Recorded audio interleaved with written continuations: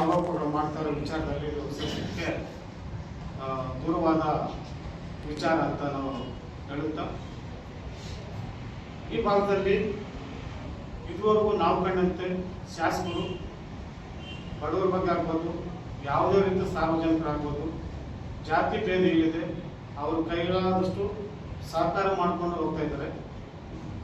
ಮತ್ತು ಯಾವುದೇ ವಿಚಾರದಲ್ಲಿ ಆಗ್ಬೋದು, ಸರಳ ಸಾಮೂಹಿಕ ವಿವಾಹದಿಂದ ಹಿಡಿದು ಮಕ್ಕಳಿಗೆ ವಿದ್ಯಾಭ್ಯಾಸ ಆಗ್ಬೋದು, ಆರೋಗ್ಯದ ಬಗ್ಗೆ ಆಗ್ಬೋದು, ಯಾವುದೇ ವಿಚಾರದಲ್ಲಿ ಅವರು ಕೈಲಾದಷ್ಟು ಅವರು ಸಹಾಯ ಮಾಡಿಕೊಂಡು ಇದ್ದಾರೆ. ಸೋಮಲಾಪುರ ಬಡವರ ಜಮೀನು ಕಿತ್ಕೊಂಡು ಅಲ್ಲಿ ಕಾಂಪೌಂಡ್ ಮಾಡ್ತಾ ಇದ್ದಾರೆ.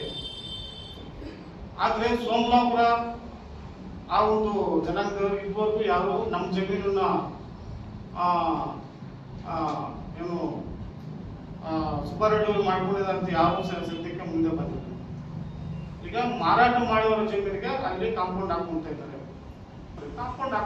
ಬಡವರ ಜಮೀನು ಯಾವುದೇ ಎಲ್ಲೂ ಅವರು ದುರುಪಯೋಗ ಮಾಡ್ಕೊಂಡಿಲ್ಲ ಅಂತ ತಿಳಿಸುತ್ತಾ, ಒಟ್ಟಾರೆ ಸೋಮಲಾಪುರ ಜಮೀನಿಗೆ ಸಂಬಂಧಪಟ್ಟಂತ ಯಾವುದೇ ರೀತಿ ಆ ಥರ ಶಾಸಕರು ದುರುಪಯೋಗ ಮಾಡ್ಕೊಂಡಿಲ್ಲ ಅಂತ ನಾವು ಪ್ರಸ್ತಾಪ ಮಾಡ್ತೀವಿ. ನಮ್ಮ ಬಾಗೇಪಲ್ಲಿ ಕ್ಷೇತ್ರದ ಎಸ್ ಸುಬ್ಬಾರೆಡ್ಡಿ ಈ ಮೀಡಿಯಾದಲ್ಲಾಗಲಿ ಪತ್ರಿಕಾ ಮಾಧ್ಯಮದಲ್ಲಾಗಲಿ ಈಗ ಸುಳ್ಳು ಆರೋಪ ಅಂತ ನಮಗೆ ಬಂದಿದೆ. ಬಟ್ ಏನಂದ್ರೆ ಅದು 163 ಎಕರೆ ಏನಿದೆಯೋ ಗೋಮಾಲ ಅದು ಇನ್ನೂ ಇಂಡೀಕರಣ ಆಗಿಲ್ಲ. ಆದ್ರೂ ಅದನ್ನು ದಾಖಲಾತಿ ತಗೊಳ್ದಿರ ಅಲ್ಲಿ ಹೋಗಿ ವಿಡಿಯೋ ಮುಖಾಂತರ ಇದು ಮಾಡೋದು ಅದು ತಪ್ಪು ಅನಿಸುತ್ತೆ.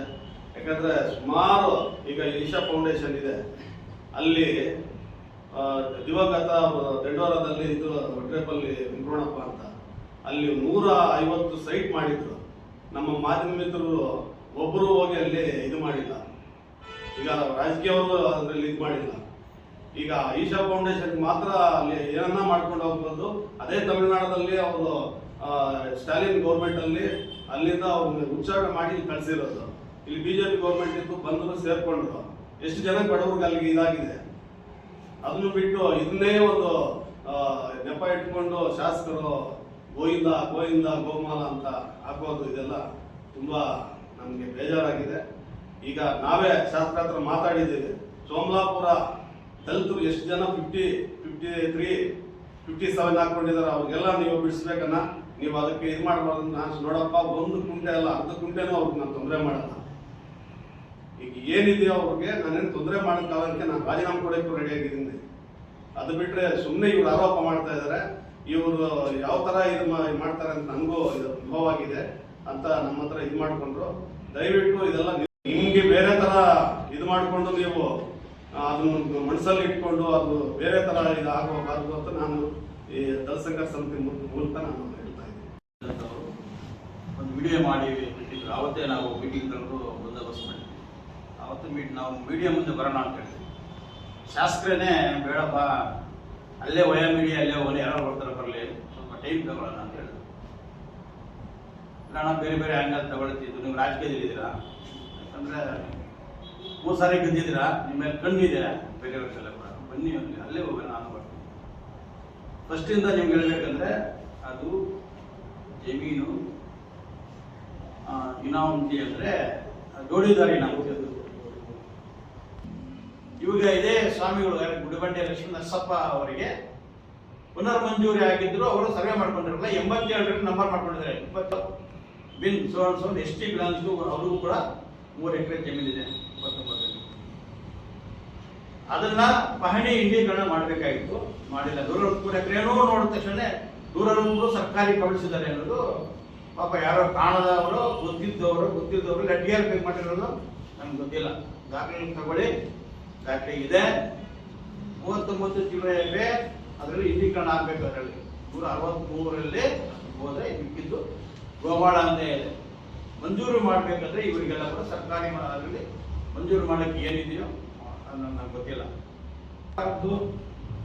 ಮಾತಾಡಿ ಅವ್ರಿಗೆಲ್ಲ ಬೇಕಾದ್ರೆ ಕೊಡಬಹುದು. ಈಗ ಆಗಿರೋದು ಯಾರಿಗೂ ಕೂಡ ಸೋಮಲಾಪುರದ ಒಬ್ಬ ರೈತನಿಗೂ ಕೂಡ 1 ಇಂಚು ಜಾಗ ಹೋಗಿಲ್ಲ. ಈಗ ಮುಂದೆ ಇದೆಯಲ್ಲ ಕಂಪನಿ ಈ ಕಡೆ ಇದೆಲ್ಲ ಅದೆಲ್ಲ ಗೋಮಾಳ ತಾನೆ, ಸರ್ಕಾರದ್ದೇ. ಅದನ್ನು ನಮ್ದೆಲ್ಲ ಹೋಗ್ಬಿಡ್ತು ಅನ್ನೋದನ್ನ ಕೇವಲ ಇದು ಕೂಟಾಟಿಗೆ ಅಷ್ಟೇ ಹೇಳ್ತಾ ಇರೋದಷ್ಟೇ, ಯಾರೋ ಹೇಳ್ಕೊಟ್ಟ ಮಾತುಗಳಿಂದ ಹೇಳ್ತಾ ಇರೋದಷ್ಟೇ ವಿನಃ ರೈತರಿಗೆ ಯಾವುದೇ ರೀತಿಗೆ ಅನ್ಯಾಯ ಇಲ್ಲ.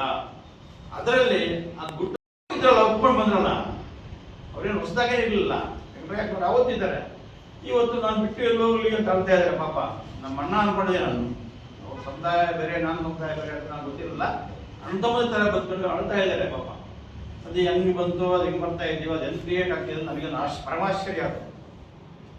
ಒಪ್ಕೊಂಡು ಬಂದವರಲ್ಲ ಅವತ್ತು ಇಳುವಳಿ ಲ್ಯಾಂಡ್ ಬಂದರೆ ಅರ್ಧ ಬಿಟ್ಕೊಡ್ತೀವಿ ಅಂತ ಒಪ್ಕೊಂಡು ಬಂದ್ರಲ್ಲ. ನಾವೇನಾದ್ರು ನೀವು ಮಾಡಲೇಬೇಕಂತ ಹೇಳಿದ್ರೆ ಬಂದು ನನ್ನ ಮೇಲೆ ಕಂಪ್ಲೇಂಟ್ ಬಂದು ಕೊಡಲಿಲ್ಲ, ನಾನು ರೆಡಿ ಟು ಫೈಟ್, ಇದು ರೆಡಿ ಇದೆ ನಾನು. ಯಾಕೆ ಸುಮ್ಮನೆ ಯಾವುದೋ ಚಿಕ್ಕಬಳ್ಳಾಪುರದಿಂದ ಯಜಮಾನರು ಬರೋದು, ಬೆಂಗಳೂರಿಂದ ಯಜಮಾನರು ಬರೋದು, ಇನ್ನೊಬ್ಬರಿಂದ ಏನು ಯಜಮಾನರ ಕೆಲಸಗಳಿಗೂ ಸ್ವಾಧೀನ ಇದ್ದು ನಾವು ಸ್ವಾಧೀನ ಬಿಡೋದಿಲ್ಲ ಅಂತ ಅವ್ರು ಹೇಳ್ಬೇಕಾಗಿತ್ತು ನೀವು. ಇಲ್ಲ ಕೋರ್ಟ್ ಕೊಟ್ಟು ನೋಡಿ, ಇನ್ನೂ ಒಂದು ಹೇಳಿದ ವಿಚಾರ, ವಿಶಿಷ್ಟಾದ ಮೇಲೂ ಕೂಡ ಇವತ್ತು ಅಬ್ಜೆಕ್ಷನ್ ಹಾಕ್ಸ್ತಾರೆ. ಸಾಹೇಬರು ಬರೆದ್ರು, ನೀವು ಸ್ವಾಧೀನ ಇದ್ದೀರಾ, ನೀವು ಸೂಕ್ತ ಪ್ರಾಧಿಕಾರದಲ್ಲಿ ಪ್ರಶ್ನೆ ಮಾಡಬಹುದು ನ್ಯಾಯಾಲಯದಲ್ಲಿ ಅಂತ. ಸುಪ್ರೀಂ ಕೋರ್ಟ್ ಅಡ್ವಾನ್ಸ್ ಕ್ವೆಶನ್ಗೆ ಬಂದು ಯಾರು ಬರಲ್ಲ, ಯಾಕೆ ನಾನು ದುಡ್ಡು ಹಾಕೋ ನಾನು ಅಲ್ಲ, ನನ್ನ ಆಸ್ತಿ ನನ್ಗೆ ಬರ್ತಾ ಅದು ಕಡಿಯಿಲ್ಲ. ಕೂಗಾಡ್ಕೊಂಡ್ರೆ ಜಮೀನು ಬಿಟ್ಬಿಡ್ಬೇಕು. ಈಗ ಹೇಳ್ತಾರಲ್ಲ, ಕೂಗಾಡ್ಕೊಂಡ್ರೆ ಬೇಕಾದ್ರೆ ಒಂದು 100 ವರ್ಷ ನಡೆಸ್ಬಿಟ್ಟು ಲೆಕ್ಕ ಕೊಡಲ್ಲ ಅಂತ. RSS ತರ ಆಯ್ತು. ಕೂಗಾಡ್ಕೊಂಡ್ರೆ ಜಮೀನು ಬರ್ತದ? ಕಾನೂನು ಕಟ್ಟಲೆ ಇದೆ ಈ ದೇಶದ ಲಿಖಿತ ಸಂವಿಧಾನದಲ್ಲಿ, ಎಲ್ರಿಗೂ ಅವಕಾಶ ಕೊಟ್ಟಿದೆ. ನಿಮ್ಮ ಕಾನೂನಾತ್ಮಕ ಅವಕಾಶ ಜಾತಿ ರಹಿತ ವರ್ಗ ರಹಿತ ಸಮಾಜನ ಕಟ್ಟಬೇಕು, ದರ್ಶನ ಸಮಿತಿ ಅಂತ ಹೇಳ್ಬಿಟ್ಟು ನಾವು ದರ್ಶನ ಬಂದವರು ನಮ್ಮ ಊರಲ್ಲಿ ಬೇಕಾದ್ರೆ ಹೋಗಿ ಚೆಕ್ ಮಾಡ್ಕೊಳ್ಳಿ. ಇವತ್ತು ಕೂಡ ನಾವು ಜಾತಿ ಆಚಾರ ನಮ್ಗೆ ಗೊತ್ತೇ ಇಲ್ಲ. ಆದರೆ ನಿನ್ನೆ ಮೊನ್ನೆ ಹುಟ್ಟಿರ್ತಂಥ ಪುರಾರಿಗಳು ಇವ್ನು ಆ ಜಾತಿ ಅವ್ರ ಜೊತೆ ಯಾಕೆ ಹೋಗ್ತೀರಾ ಅಂತ ಮಾತಾಡಿ ಡೈವರ್ಷನ್ ಮಾಡ್ತಿದ್ದಾರೆ. ಇದು ಬಹಳ ಘೋರ ಅಪರಾಧ. ಯಾಕೆ ಅಂಬೇಡ್ಕರ್ ಅದಕ್ಕೆ ಮಾತಾಡ್ತಾನೆ ಘೋರ ನೇರವಾಗಿ. ಅಂಬೇಡ್ಕರ್ ಜಯಂತಿಯಲ್ಲಿ ಮಾತಾಡಿದ್ದು, ಮತ್ತೆ ಎಲ್ಲೋ ಒಂಥರ ಮಾತಾಡಿದ್ವಿ, ನೀವು ಬಾಬಾ ಸಾಹೇಬ್ರಿಗೆ ಯಾಕೆ ಅವಮಾನ ಮಾಡ್ತೀರಾ, ನೀವು ಬೇಕಾದ್ರೆ ಜಾತಿ ಸಂಘಟನೆ ಕಟ್ಕೊಡ್ರಿ ಅಂತ ಹೇಳಿ ಕಾಲು ಎಳಿಬೇಕು ಇದ್ದೇ ಇರ್ತದೆ. ಎಲ್ಲರೂ ಗಂಗಪ್ಪ ಎಲ್ಲರೂ ಒಳ್ಳೇದಾಗ ಚಾನ್ಸನೇ ಇಲ್ಲ. ಅದಕ್ಕೂ ವಿಶೇಷವಾಗಿ ಚಳುವಳಿಗಾರರು ಯಾರು ಒಳ್ಳೆಯವರಾಗ ಚಾನ್ಸೇ ಇಲ್ಲ. ಎಲ್ಲರೂ ಎಲ್ಸ್ಕೊಂಡ್ ಬಂದಿದ್ವಪ್ಪ ನಾವು. ಇವ್ರು ಬಿಡ್ತಾ ಇದೀವ ನಾವು ಎಲ್ಸೋದಕ್ಕೆ. ನೀವು ಮಾಡ್ರಪ್ಪ ಅಂತ ಹೇಳಿದಾರ, ಇದು ನಮಗೆ ಬರುತ್ತೆ ಅಂತ ಹೇಳಿದಾರ? ನೀವು ಹೇಳದಂತೆ ಒಪ್ಕೊಂಡು ಅವರು ಯಾರೋ 5 ಎಕರೆ ಇದ್ರೆ 2.5 ಎಕರೆ ಇಲ್ಲ ಆಗೋದೇ ಇಲ್ಲ ಅಂದ್ರೆ ಆಯ್ತಪ್ಪ, ನಿಮ್ಗೆ ಏನ್ ಮಾಡ್ಬೇಕು ಅದನ್ನ ಅವ್ರು ಮಾಡೋದಕ್ಕೆ ರೆಡಿ ಇದ್ರಲ್ಲ ಅವರು. ಸುಮ್ಮನೆ ಬಾಯಿಗೆ ಬಂದಂಗೆ ಯಾರನ್ನ ಪಾಪ ಕರೆಸ್ಕೊಂಡು ಪಾಪ ನಮ್ಮನ್ನು ಅದರಲ್ಲಿ ನೀವು ಬಲಿಪೋಷಿ ಮಾಡ್ತಾ ನಿಮ್ಗಂತೂ ಒಳ್ಳೇದಾಗೋದಿಲ್ಲ ಅಂತ ನಾನು ಚರ್ಚಿತವಾಗಿ ಹೇಳ್ತಾ ಇದ್ದೀನಿ. ಬಟ್ ಆಮೇಲೆ ಕಡಾಖಂಡಿತವಾಗಿ ಕಾಣಿಸ್ತಾ ಇದ್ದೀನಿ. ದಾಖಲೆ ತಗೊಂಡ್ಬನ್ನಿ, ಮಾತಾಡೋಣ. ದಾಖಲೆಗಳನ್ನು ಬಿಟ್ಟು 100 ಎಕರೆ ಕಬ್ಜಾ ಅಂದ್ರೆ ದುಡ್ಡು ಸುಳ್ಳು. ಇದು ಅಳತೆ ಮಾಡಿಸಿ ಪಕ್ಕದಲ್ಲಿ ಅವರು ಅದ್ರ ಜೊತೆ JDS ನಾಯಕರು, ಅದ್ರ ಜೊತೆಯಲ್ಲಿ ನಮ್ಮ ದಿನಲ್ಲಿ DJ ನಾಗರಾಜ್ ಅವರು ಚರಿತ್ರೆ ನಿಮ್ಗೆ ಗೊತ್ತಿಲ್ಲದೆ ಇರ್ಬೋದು. ನಾವು ಅವತ್ತಿಂದ ಇದ್ದೀವಿ, ಇವತ್ತಿಗೂ ಆರಿಲ್ಲ ನಿಜ ಊರಲ್ಲಿ. ಮೊನ್ನೆ ಕೂಡ ಚಿಕ್ಕನಪ್ಪನವ್ರ ಜಮೀನು ಅವ್ರ ತಮ್ಮ ಏನೋ ತಗೊಂಡು ಸ್ವಾಧೀನ, ಅದೊಂದು ದೊಡ್ಡ ರಂಪಾಟ ಆಗಿದೆ. ಜಮೀನಿನ ಬಗ್ಗೆ ಏನು ವಿಚಾರ ನಡೀತಾ ಇದೆ, ಇದು ಇವತ್ತಿಂದ ಸುಬ್ಬಾರೆಡ್ಡಿ ಎಲೆಕ್ಷನ್ 15 ವರ್ಷದಿಂದ ಅಲ್ಲ, ಇದು ಸುಮಾರು 50 ವರ್ಷಗಳಿಂದ ನಡೀತಾ ಇರುವಂತಹ ಒಂದು ಹೋರಾಟ. ಆವಾಗಲೇ ನಾವು ಅಂಜನಪ್ಪ ಸಂಘಟನೆಯಲ್ಲಿದ್ದಾಗಲೇ ಅದನ್ನ ಪಟ್ಟಭದ್ರಿದಾಸಕ್ತಿಗಳು ಅದನ್ನು ಆಕ್ಯುಪೈ ಮಾಡ್ಕೊಳ್ಬೇಕು ಅಂತಾಗಲೇ ನಾವು ಹೋರಾಟ ಮಾಡಿ ನಿಲ್ಲಿಸ್ಕೊಂಡು ಇದುವರೆಗೂ ಮುಂದುವರಿಸ್ಕೊಂಡು ಬಂದಿದ್ವಿ. ಏನು ನಾವು ಅಂಜನಪ್ಪ ಸ್ವಲ್ಪ ವಯಸ್ಸಾಗಿ ನಾವು ಸ್ವಲ್ಪ ಸಂಘಟನೆ ಬಿಟ್ಟು ನಾವು ಬೇರೆ ಕಡೆ ಹೋದಾಗ ಆ ವಿಚಾರವನ್ನ ಗಂಗಪ್ಪ ಅವ್ರಿಗೆ ಮತ್ತೆ ಆಗಿನ ಸಂಘಟನೆ ಪದಾಧಿಕಾರಿಗಳಿಗೆ ಬಿಟ್ಕೊಂಡು ಹೋಗಿದ್ವಿ. ಅವರು ಅದನ್ನ ಕರೆಕ್ಟಾಗಿ ನಿಭಾಯಿಸ್ಕೊಂಡು ಬಂದ್ರು. ಅದು ಸರ್ಕಾರಕ್ಕೆ ಹೋಮಾಡ ಅಂತ ಇವಾಗ 163 ಸರ್ಕಾರಕ್ಕೆ ಹೋಮಾಡ ಅಂತ ಹೇಳ್ತಾ ಇದ್ದಾರೆ. ಅದು ಗಂಗಪ್ಪ ಸರ್ ಹೇಳಿದಂಗೆ ಅದು ಇದು ಇನಾಮತಿ ಜಮೀನದು. ಗೌಡರು ಇಟ್ರಾಡಿ ರಾಮರೆಡ್ಡಿ ಮತ್ತೆ ಬ್ರಾಹ್ಮಣರೆಡ್ಡಿ ಜಮೀನದು. ಅವ್ರು ಯಾರು ಇವ್ರಿಗೆ ಅನ್ನೋರೆಲ್ಲರೂ ಬಂದಿದ್ರು. ನಮ್ಮನ್ನ ಚಿಕ್ಕಬಳ್ಳಾಪುರದಿಂದ ಫೋನ್ ಮಾಡಿ ಅವರೇ ಕರೆದು ಈ ತರ ಇದೆ ಬನ್ನಿ ಮಾತಾಡಿ, ನಮ್ಮ ಪರವಾಗಿ ಮಾತಾಡಿ ಅಂತ ಹೇಳಿದ್ರು. ಅವ್ರ ಜೊತೆ ಕೂತ್ಕೊಂಡು ನಾವು ಮಾತಾಡಿದ್ವಿ. ಏನ್ ಸರ್ ಇವಾಗ ಸರ್ಕಾರಿ ಜಮೀನಲ್ಲಿ ಯಾರ್ಯಾರು ಇದ್ದಾರೆ ಅವರಿಗೆ 57 ಇರ್ಬೋದು, 53 ಇರ್ಬೋದು, 50 ಇರ್ಬೋದು, ಫಾರ್ಮ್ 50 ಇರ್ಬೋದು, ಇದು ಸಭೆ ಬಂದಾಗ ನಾನು ಪಾಸ್ ಮಾಡ್ಕೊಡ್ತೀನಿ, ಅದನ್ನ ನಿಮ್ಗೆ ಮಂಜೂರು ಮಾಡ್ಕೊಡ್ತೀನಿ ಅಂತ ಹೇಳಿದ್ರು.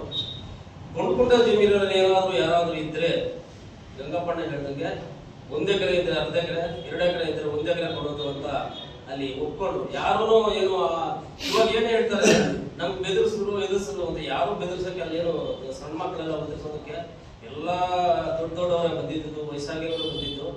ಏನ್ ಹೇಳಿದ್ರು, ಸ್ವಾಮಿ ನೀವೇನೋ ಒಂದು ದಾಖಲೆ ಮಾಡ್ಕೊಟ್ರೆ ಸಾಕು ಸ್ವಾಮಿ, ನಮ್ಗೆ 1/2 ಎಕರೆನೇ ಆಗ್ಲಿ ನಮ್ಗೆ ದಾಖಲೆ ಮಾಡ್ಕೊಟ್ರೆ ಸಾಕು ಅಂತ ಹೇಳಿದ್ರು. ಇವಾಗ ನೋಡಿದ್ರೆ ನಮ್ಗೆ ಎಲ್ಲ ಬೇಕು, ನಮ್ಗೇನು ಅನ್ಯಾಯ ಆಗ್ಬಿಟ್ಟಿದೆ ಅನ್ನೋ ತರ ಮಾತಾಡ್ತಾ ಇದ್ದಾರೆ.